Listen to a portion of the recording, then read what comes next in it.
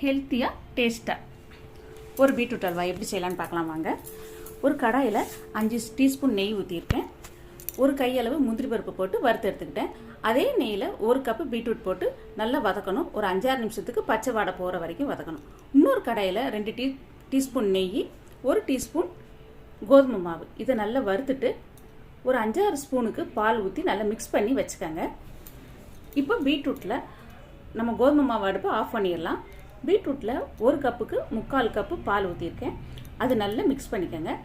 நம்ம மிக்ஸ் பண்ணி வச்ச கோதுமை மிக்ஸையும் நம்ம இதோடு சேர்த்து கலக்கி அது வற்றி வந்ததுக்கு அப்புறமா 1/4 கப்பு ஜீனி போடுங்க. அதுவே கரெக்டாக இருக்கும், சூப்பராகவும் இருக்கும்.